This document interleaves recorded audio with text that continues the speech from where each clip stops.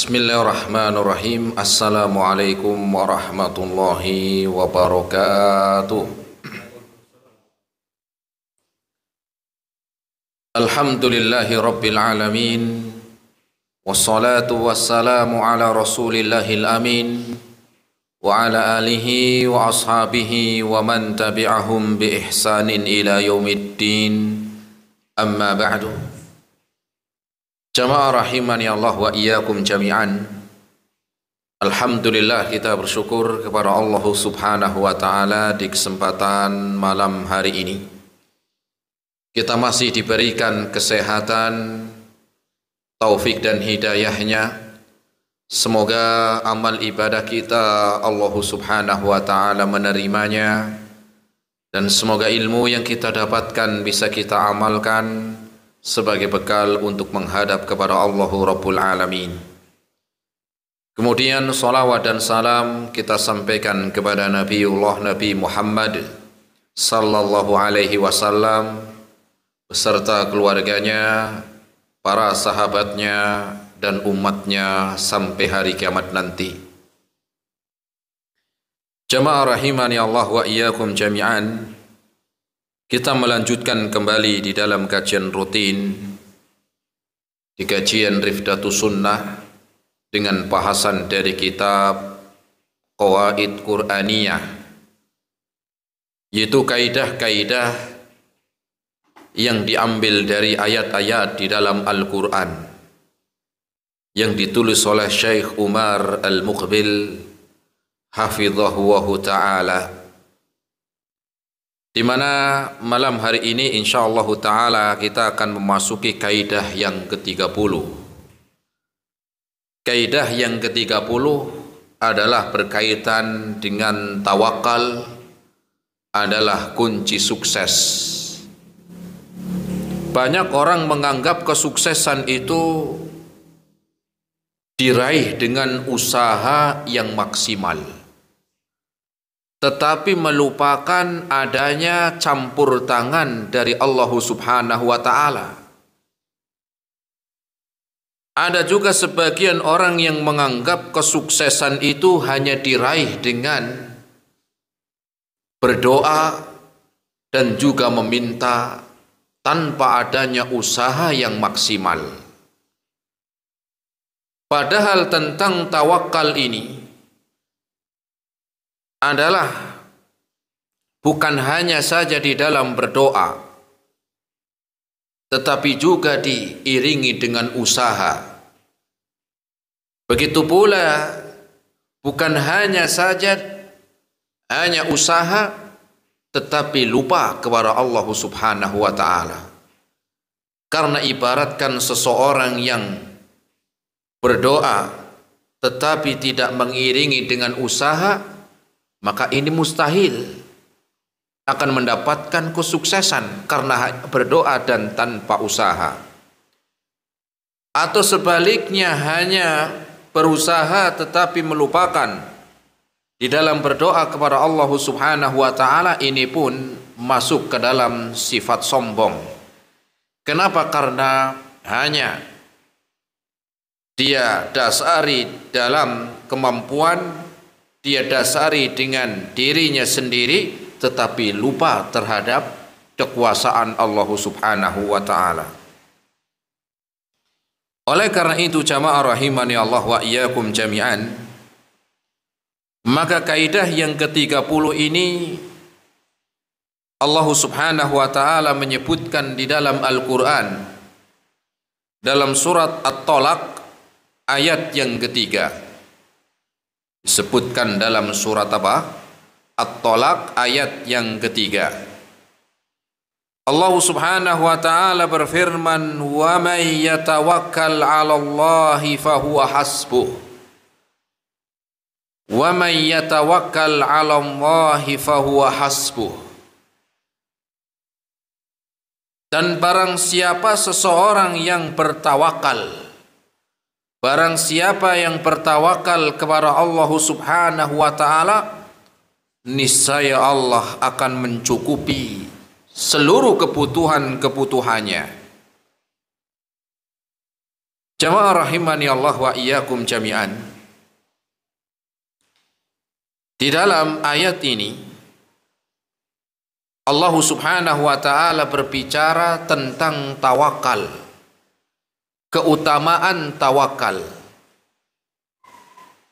di mana Allah akan mencukupkan, Allah akan memberikan kecukupan untuk orang-orang yang bertawakal.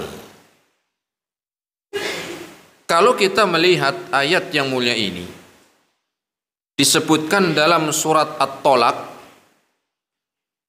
yang asal dari surat At-Tolak ini sebagaimana artinya berbicara tentang perceraian. Disebutkan tentang apa? Perceraian. Sebagaimana makna dari At-Tolak, maknanya adalah perceraian. Kenapa Allah Subhanahu wa taala, apa hikmah Allah menyelipkan, hikmah apa di dalam Allah menyelipkan tentang tawakal di dalam urusan perceraian? Ya. Umumnya ketika berbicara di dalam tawakal itu dalam usaha, kerja, berdagang, berbisnis, beribadah, ketika disebutkan tawakal wajar, biasa. Tetapi di sini Allah sebutkan, Allah selipkan tentang keutamaan tawakal di tengah-tengah pembicaraan perceraian. Sebagaimana disebutkan dalam surat At-Tolak. Ya. Kira-kira apa hikmah dibalik Allah menyelipkan tentang keutamaan tawakal dalam pembicaraan perceraian? Sebagaimana disebutkan bahwa Allah menyelipkan tentang ayat yang berbicara keutamaan tawakal di tengah-tengah pembicaraan perceraian, itu karena ada peringatan dan juga hiburan. Peringatan untuk siapa dan hiburan untuk siapa? Tentunya karena ini berbicara, awal dari ayat ini berbicara tentang perceraian, tentunya namanya cerai suami istri. Nggak ada yang namanya cerai sama anak, nggak ada. Kalau mantan suami ada, mantan istri ada. Ini mantan anak saya, nggak ada. Kok bisa mantan anak? Kenapa di sini disebutkan demikian? Jadi adalah sebagai hiburan. Hiburan bagi siapa? Dan ancaman untuk siapa? Pertama, ancaman bagi suami atau istri yang memang dia ingin melancarkan perceraian dengan tanpa adanya sebab yang jelas. Nggak jelas masalahnya apa, masalah sepele, tapi apa? Memang niatnya ingin apa? Cerai. Kemudian hiburan untuk siapa? Hiburan untuk suami atau istri yang sudah bercerai. Seperti apa hiburannya? Contoh, kalau misalnya dia seorang istri, punya anak, kemudian terjadilah sesuatu hal yang memang ya dia ingin bercerai, misalnya dengan sebab yang memang disyariatkan atau sebab yang dibolehkan, minta cerai karena mungkin suaminya nggak benar, suaminya apa? KDRT misalnya. Apa KDRT? Kekerasan dalam rumah tangga misalnya.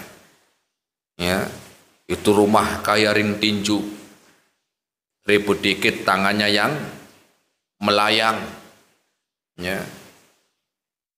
Terkadang seorang istri itu bingung, ragu. Aduh, kira-kira kalau cerai gimana ya? Nanti anak-anak ini gimana kebutuhannya? Rumah masih ngontrak. Anak-anak gimana sekolahnya? Kemudian kebutuhan sehari-harinya gimana? Bayar listriknya belum, bayar PAM belum, bayar yang lain-lain belum. Sedangkan saya hidup selama ini dinafkahi oleh suami. Tapi kalau enggak cerai, ya saya harus siap. Saya ibaratkan seperti apa? Seperti tameng yang kalau marah siap untuk dipukul, ditendang. Terkadang seorang istri demikian. Maka ayat ini sebagai hiburan, wa may yatawakkal 'alallahi fahuwa hasbuh. Jangan ragu. Kalau memang itu adalah perceraian yang memang di situ diperbolehkan, adanya sebab yang jelas yang dibolehkan untuk istri untuk apa? Bercerai dengan suaminya, jangan ragu. Kemudian juga jangan apa? Jangan ragu tentang nafkah, tentang rizki. Allah yang akan menanggung anak-anaknya. Allah yang akan menanggung kalian. Allah yang akan mencukupi. Kapan? Ketika engkau bertawakal kepada Allah Subhanahu wa ta'ala. Suami juga demikian. Istrinya nggak benar, ngelawan terus. Ya, suaminya bahkan malah yang dipukul. Ada nggak? Mungkin ada. Ya, suaminya yang dipukul.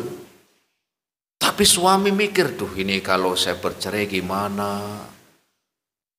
Siapa nanti yang ngurusin saya? Siapa yang nyuciin baju? Siapa nanti yang masakin? Tapi kalau enggak cerai juga saya terdolimi begini. Kalau memang seandainya dia menginginkan perceraian dan karena sebab yang jelas, tenang, jangan ragu. Wa may yatawakkal 'alallahi fahuwa hasbuh. Allah yang akan mencukupi, Allah akan menanggung. Allah yang akan menggantikan yang lebih baik. Itu makna Allah Subhanahu wa ta'ala menyelipkan satu ayat ini di dalam pembicaraan, di tengah-tengah pembicaraan perceraian. Terus apakah tentang tawakal itu hanya khusus untuk masalah perceraian, masalah dunia? Tentunya tidak. Tentunya tidak. Kenapa? Karena tawakal ini dalam setiap keadaan. Dalam setiap kita itu menginginkan kebaikan dunia ataupun kebaikan akhirat, maka tawakal adalah kunci sukses. Maka tawakal adalah kunci kesuksesan. Kenapa? Karena Allah yang memerintahkan. Sebagaimana disebutkan dalam Al-Quran, dalam surat Al-Furqan ayat yang ke-58. Allah Subhanahu wa ta'ala berfirman, wa tawakkal 'alal hayyil ladzi la yamut. Bertawakallah kalian kepada yang maha hidup,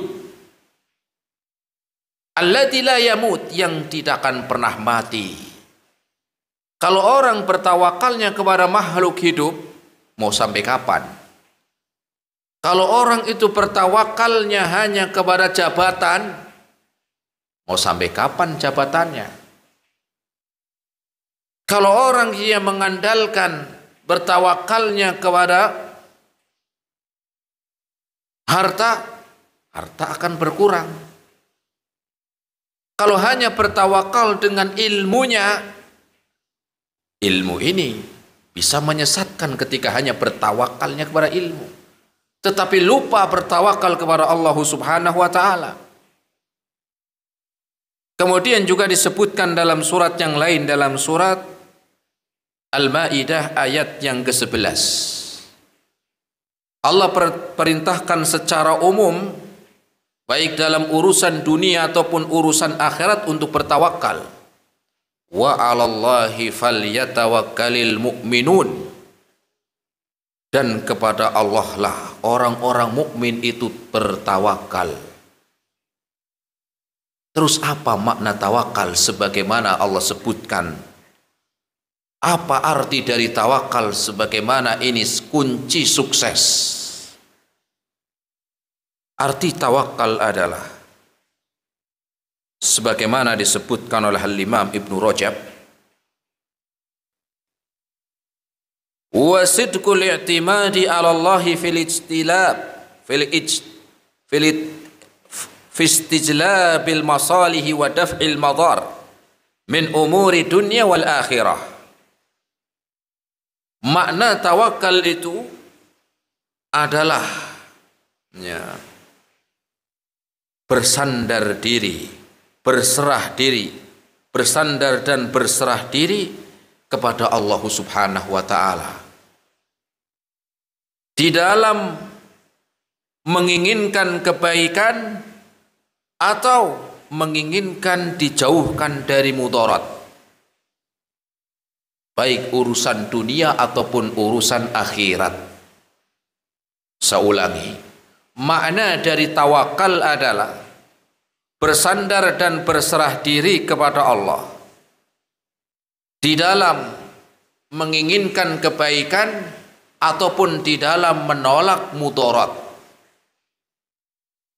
baik urusan dunia ataupun urusan akhirat. Itu makna tawakal. Tetapi perlu kita ingat bahwa di dalam bertawakal ini bukan berarti kita meninggalkan sebab-sebab. Bukan berarti kita menginginkan kebaikan kemudian kita hanya bersandar kepada Allah tanpa adanya usaha, bukan. Karena tawakal ini tidak meniadakan usaha, bukan meniadakan usaha, tetapi tawakal ini diiringi dengan usaha yang diperbolehkan, yang disyariatkan. Tetapi ingat bahwa usaha yang kita lakukan, usaha yang kita maksimalkan, dan usaha yang kita yang kita amalkan, ingat semuanya Allah yang menentukan. Semua itu Allah yang menentukan, jamaah.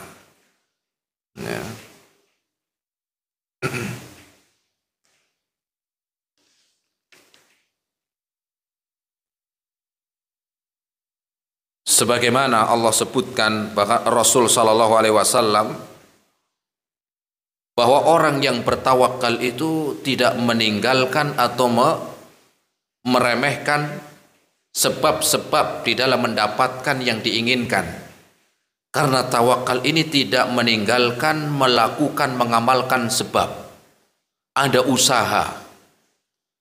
Sebagaimana Rasul sallallahu alaihi wasallam menyebutkan di dalam hadis riwayat Imam Ahmad, Rasul bersabda, "Lau annakum tatawakkaluna 'ala Allahi haqqa tawakkuli."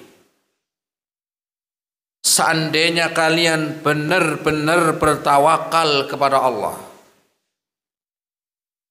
la razaqakum kama yurzaqu thairu, pasti Allah akan memberi rizki. Kalau udah benar-benar tawakal, pasti Allah akan memberikan rizki untuk kalian. Kama yurzaqu thair, sebagaimana burung itu Allah beri rezeki. Apakah burung diam? Enggak. Rasul mengatakan tagdu himason wa taruhu bitona. Burung itu enggak pasrah. Burung ada punya usaha, punya keinginan, dan ada sebab-sebab yang diambil. Apa kata Rasul? Dia berangkat waktu pagi dalam keadaan lapar, perutnya kosong. Wataruhu bitona, pulang sore habis asar. Itu burung berangkat pagi habis subuh cari makan, kemudian cari makan untuk keluarganya, keluarga burung maksudnya yang kecil-kecil, anak-anaknya dia kasih makan, anak belum bisa terbang. Dia nggak bisa terbang, nggak bisa makan, kecuali dengan dicarikan. Sampai pulang sore sudah kenyang semuanya. Ya, sudah kenyang semuanya. Dan disinilah Rasul menggambarkan orang yang bertawakal seperti lihat burung, kata Rasul. Kalau benar-benar kalian mau tawakal, lihat burung. Apakah burung itu nongkrong aja di mana? Kalau rumah burung itu yang di pohon apa namanya ya? Susuh. Iya. Ya, nggak ada burung itu nongkrong di situ terus. Nanti kalau memang ada rizki ya turun. Ya enggak. Nanti kalau memang ada ada makanan yang memang ditakdirkan turun. Tidak. Keluar itu burung. Cari makan untuk keluarganya, untuk sendirinya. Pulang sore ada usaha. Entah kemana dia usaha keluar, padahal di luar pun resikonya ada tentunya.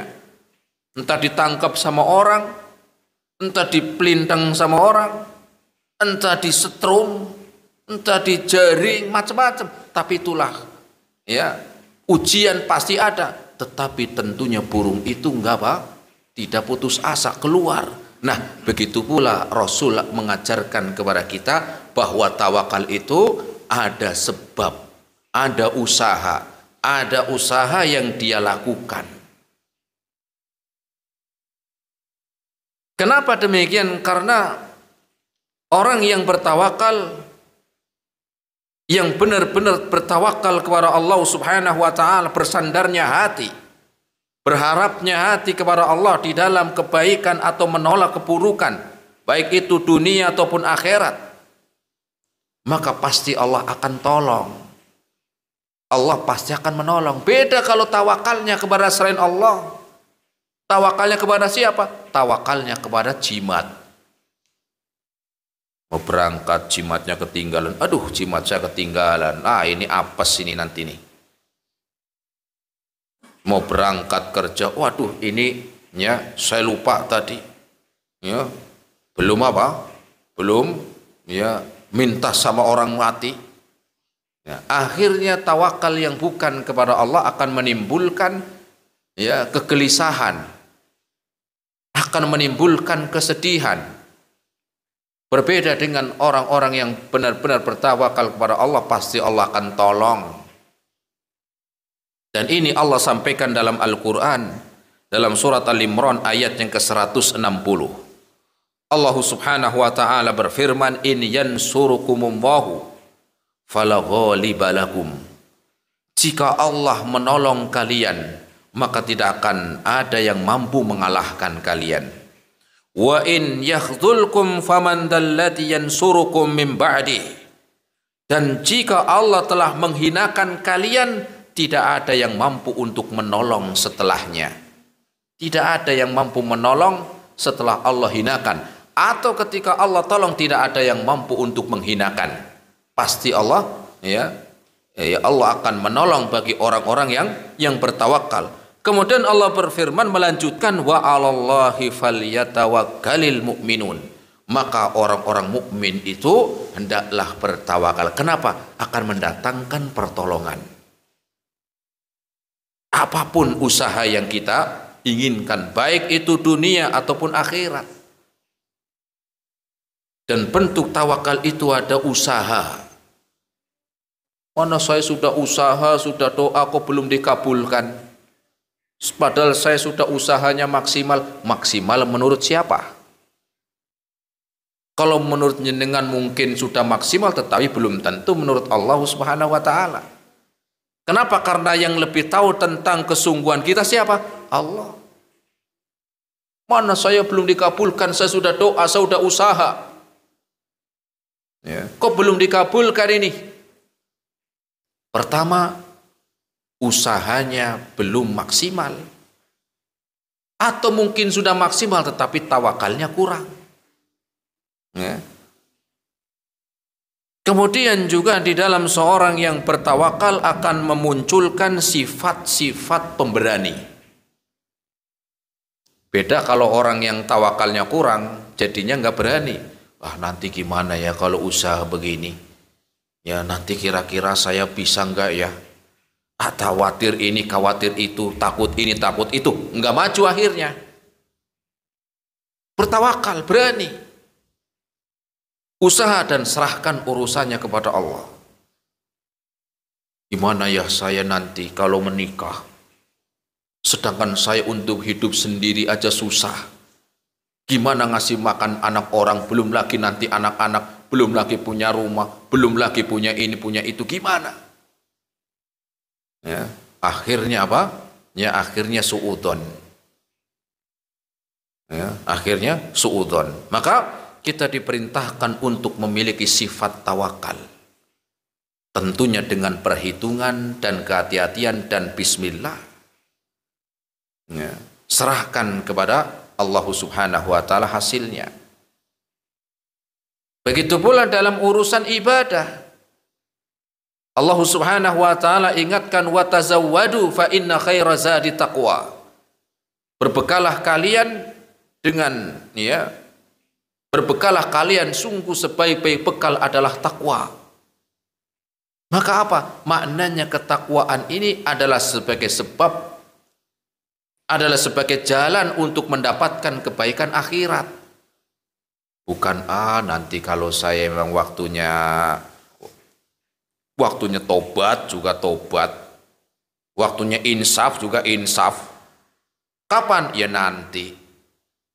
Nanti kapan? Ya nggak tahu. Kalau nanti kalau malaikat maut menjemput gimana? Ya. Apalagi malaikat, ya, nggak ada kenal yang namanya perjanjian dulu, nggak ada janjian dulu, ya. Sehingga apa yang ditunggu? Apa yang diharapkan? Maka segera di dalam amal pun demikian. Kemudian tawakal itu akan memudahkan seseorang mendapatkan rezeki. Orang yang bertawakal akan Allah mudahkan rezekinya. Lihat burung tadi, burung. Bayangkan burung itu bisa makan, bisa kenyang, bisa hidup, bahkan ngidupin lagi itu keluarganya, anak-anaknya kasih makan. Itu yang nggak punya akal itu burung. Burung nggak punya ijazah. Nggak ada ijazah S1, S2. Lah kadang-kadang orang hari ini punya akal, punya kecerdasan, punya apa? Punya kemampuan, tapi apa? Tawakalnya kurang. Ya, kalah sama burung. Ya. Hari ini nyari kerjaan susah, makanya sampai sekarang saya masih nganggur. Bukan susah, ente yang malas. Ya, lihat burung itu. Ya. Burung walaupun nggak ada apa, nggak ada ijazah, nggak punya ini, bisa hidup. Yang penting ada kemauan. Ya. Walaupun punya ini, punya itu, tapi nggak ada kemauan, nggak ada tawakal, ya sudah. Ya. Sehingga melahirkan, memudahkan dalam seorang mendapatkan rezeki. Ya. Walaupun tidak juga harus nekat, tidak, tetapi tentunya ada usaha, perhitungan, persiapan, kemudian maju. Urusan sukses itu Allah yang menetapkan begitu. Oh, saya sudah buka, sudah jualan, tapi belum berhasil sampai sekarang. Saya sudah usaha, iya, buka, iya sudah, tetapi bagaimana memaksimalkan? Dicari kelemahannya, dicari ya bagaimana untuk agar baik. Oh, mungkin dari pelayanannya, bukan cuma sekedar buka. Cari pelayanannya, oh mungkin pelayanannya kurang. Pelayannya udah bagus, oh mungkin harganya yang terlalu tinggi. Oh ternyata harganya sudah pas, pelayanannya pas. Oh ternyata tutupnya terlalu gasik. Macam-macam, cari celah agar kita itu jangan sampai suudzon kepada Allah. Agar kita itu jangan sampai suudzon kepada Allah. Ketika belum berhasil, maka banyak-banyaklah berhusnudzon. Ketika kita belum mendapatkan yang kita inginkan, ingat, berarti ada dalam diri kita yang belum terpenuhi. Di dalam kita ingin mendapatkan kebaikan, di dalam kita bertawakal, maka apa? Ya pastinya ada yang kurang. Karena Allah Subhanahu wa taala telah mengingatkan tadi, wa tawakkal 'ala Allahi wa tawakkal 'alal hayyil ladzi la yamut. Kemudian juga Allah sebutkan dari dalam surat At-Talaq, wa man yatawakkal 'alallahi fahuwa hasbuh.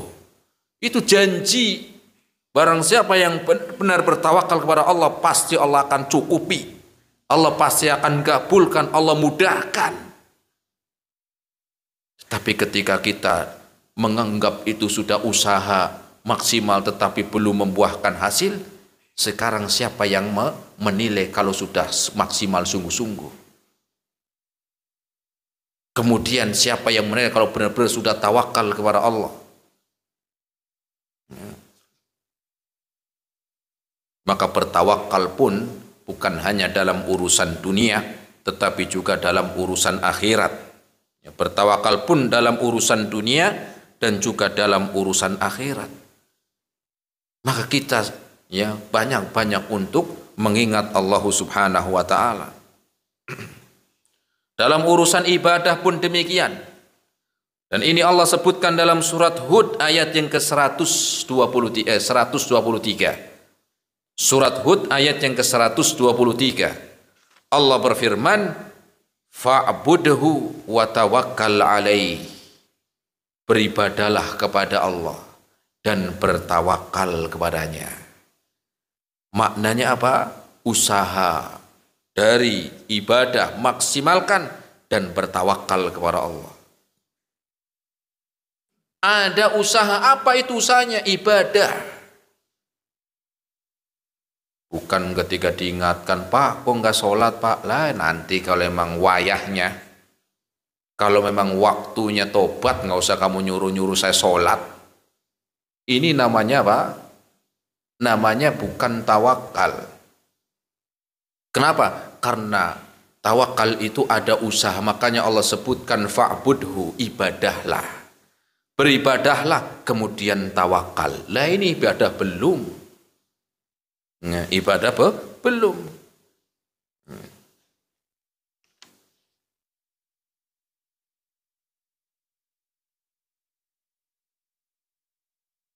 Dikatakan oleh salah seorang alim, mengatakan wa man i'tamada ala malihi qalla. Orang yang hanya bersandar dan berharap dengan hartanya, maka hartanya suatu saat akan dia tinggalkan atau akan berkurang hartanya.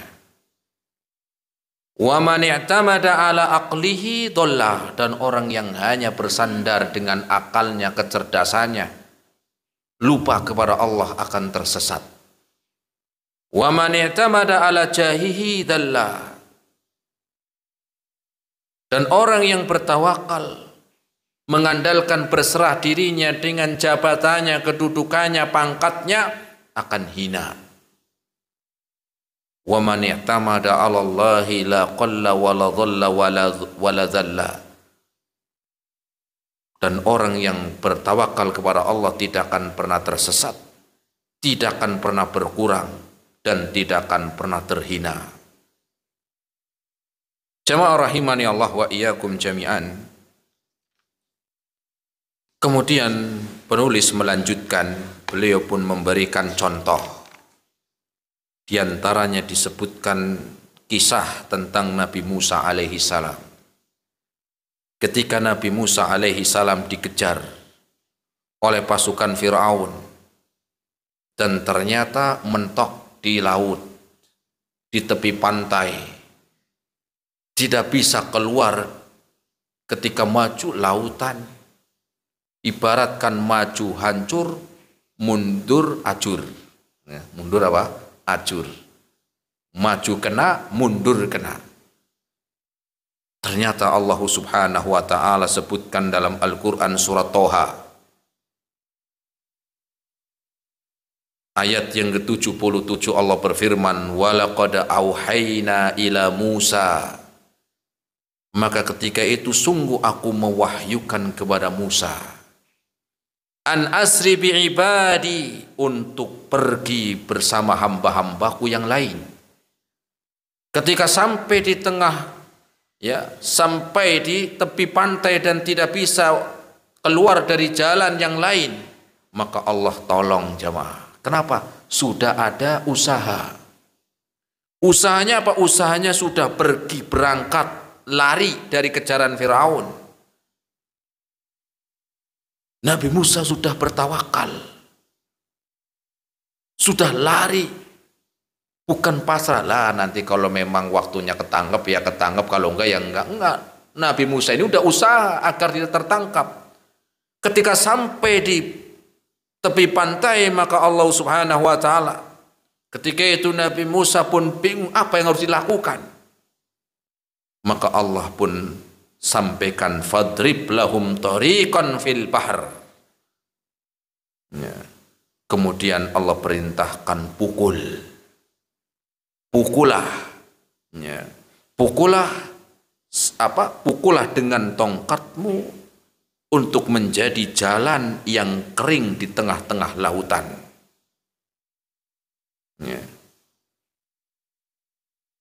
Fadrib lahum tariqan fil bahri yabasan wala takhafu darakan wala takhsha. Dan jangan takut tersusul oleh mereka dan jangan khawatir kepada pasukan Firaun.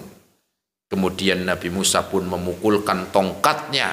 Nabi Musa pun memukulkan tongkatnya ke laut. Kemudian laut ini pun terbelah menjadi jalan-jalan yang kering. Apa hikmahnya Allah Subhanahu wa taala memerintahkan fadrib, pukul wahai Musa.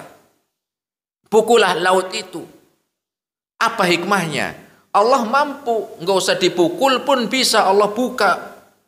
Enggak usah diperintahkan pukul wahai Musa, enggak usah, Allah mampu langsung dikasih jalan. Tetapi hikmah di sini Allah mengajarkan kepada kita agar ada usaha. Ada usaha yang maksimal. Maknanya Allah mampu tanpa dipukul oleh Nabi Musa, langsung Allah kun fayakun. Wa idza arada syai'an fayaqulu lahu kun fayakun. Ketika Allah menginginkan sesuatu langsung jadi langsung. Tetapi apa hikmahnya Allah perintahkan fadrib, pukul wahai Musa? Karena di dalamnya ada pelajaran yang sangat berharga. Agar kita di dalam setiap keadaan, dalam setiap apa yang kita inginkan, ada usaha yang maksimal. Contoh yang kedua, beliau pun melanjutkan, contoh yang kedua dalam kisah Maryam. Kisah Maryam. Sebagaimana kita tahu Maryam ini adalah perempuan yang suci, perempuan yang terhormat, perempuan yang terjaga kehormatannya. Maka suatu saat hamil tanpa adanya suami. Kira-kira kan tadi perempuan suci, terhormat, tahu-tahu hamil nggak punya suami. Bukan kayak orang sekarang. Bukan kayak orang sekarang ada perempuan nggak punya belum menikah tapi sudah hamil. Ketika ditanya, Mbak panjenengan nggak punya suami kok sudah hamil? Saya kayak Maryam. Ya nggak bener lah. Kemudian Maryam pun malu, bingung, apalagi ketika itu mau lahiran, bingung, malu, bahkan diusir, oleh orang-orang kala itu. Kemudian Maryam pun berpindah tempat sampai suatu ketika dalam keadaan yang berat, akan melahirkan. Dan di padang pasir. Kemudian Maryam ini bersandar di bawah pohon kurma. Di bawah pohon kurma. Kemudian apa yang Allah sampaikan kepada Maryam? Disebutkan dalam surat Maryam ayat yang ke-25. Allah Subhanahu wa taala berfirman, "Wa huzzi ilaiki bi jid'in nakhlah tusaqit alaiki rutaban janiya." Allah perintahkan, goyang-goyangkanlah pohon kurma itu, batang pohon kurma itu, pangkal pohon kurma itu. Ya. Tusakit alaiki rutoban janiya. Maka ketika itu akan berguguran buah-buah kurma yang sudah matang, yang sudah masak. Maknanya di sini jamaah, ketika itu Maryam pun segera, padahal berat, ya, pohon kurma goyang-goyang berat, sulit, tetapi ada usaha, minimal nyentuh, minimal ngotot dikit, minimal keluar tenaga walaupun sedang dalam keadaan lemah berat. Tetapi Maryam ini segera menyentuhkan tangannya ke pohon kurma itu, kemudian dia pun mendorong, menggoyang-goyangkan pohon kurma, kemudian ketika itu buah-buah kurma berjatuhan. Allah mampu untuk tanpa digoyang-goyang pohonnya oleh Maryam, mampu langsung turun, jangankan berjatuhan, roboh juga bisa. Apa pelajaran yang bisa kita ambil? Pelajaran yang bisa kita ambil, tawakal dan tidak meninggalkan usaha yang maksimal. Bertawakal dan tidak meninggalkan, ya, dan tidak meninggalkan usaha. Karena hakikatnya usaha yang maksimal, tetapi kita lupa bertawakal kepada Allah, hakikatnya orang yang sombong. Begitu pula orang yang bertawakalnya kepada Allah, berdoa, tetapi malas di dalam menjalankan usaha-usahanya, kurang maksimal, atau mungkin tidak serius, maka ini pun mustahil. Ini jamaah rahimani Allah wa iyyakum jami'an. Ya, semoga bermanfaat. Ya, Allah mengajarkan kepada kita dalam segala hal untuk usaha yang maksimal dan bertawakal kepada Allah Subhanahu wa taala, ya, baik dalam keadaan susah ataupun dalam keadaan senang. Semoga bermanfaat pada kesempatan malam hari ini. Terima kasih atas segala perhatiannya. Mohon maaf atas segala kekurangannya. Wassallallahu ala nabiyyina Muhammad wa ala alihi wa ashabihi wa sallama tasliman katsira. Nah, silakan kalau ada yang mau bertanya. Bismillah.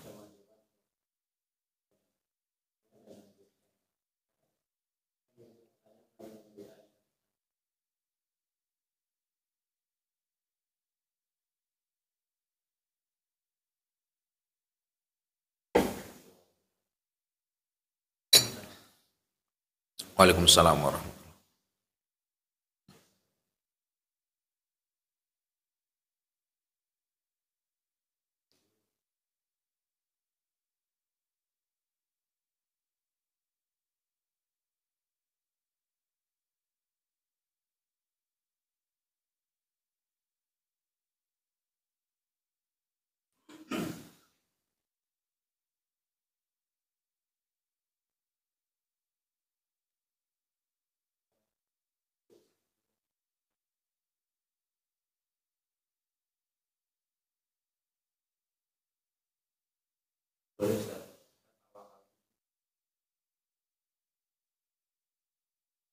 Ya,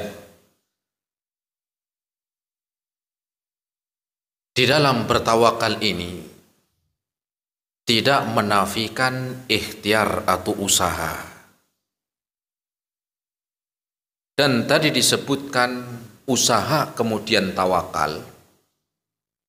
Sekarang kalau dibalik, tawakal dulu kemudian usaha, bagaimana? Maka dua-duanya boleh. Maknanya, ya, karena di dalam tawakal ini, ya, berbarengan antara keduanya. Bukan berarti kita usaha, tawakalnya belakangan. Atau yang penting ada tawakal, kemudian usahanya belakang. Ya. Maknanya apa? Maknanya di sini ketika kita memang sudah meniatkan bertawakal kepada Allah, maka segera. Makanya Rasul mengajarkan kepada kita di antaranya adalah dengan sholat istikharah. Apa makna sholat istikharah ini? Adalah agar kita untuk apa? Untuk ketika kita menginginkan sesuatu, bimbang dalam beberapa keadaan atau sesuatu, untuk segera meminta kepada Allah dan segera laksanakan. Bahkan disebutkan sahabat mengatakan kana Nabi sallallahu alaihi wasallam yu'allimuna al-istikharata kama yu'allimuna al-ayata minal Qur'an. Rasul mengajarkan kami itu untuk sering-sering banyak istikharah.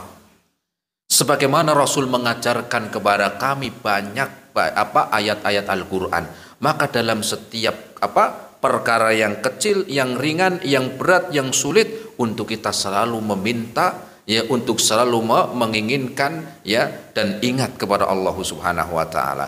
Maka dua-duanya di dalam bertawakal, ya, usaha dan juga berdoa. Ya, dalam usaha dan berdoa. Kenapa? Karena hakikatnya usaha tanpa doa orang yang sombong. Atau sebaliknya orang yang dia berdoa tanpa adanya usaha maka mustahil. Maka dua-duanya, ya, untuk Untuk bersamaan.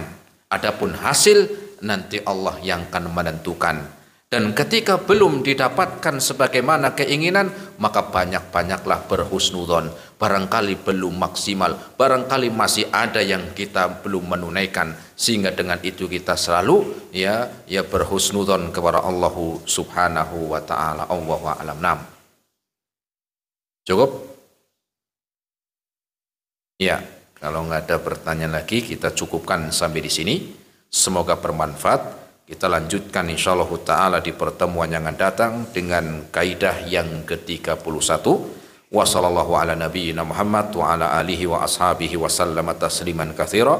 Subhanakallahumma bihamdika asyhadu an la ilaha illa anta astaghfiruka wa atubu ilaik. Assalamualaikum warahmatullahi wabarakatuh.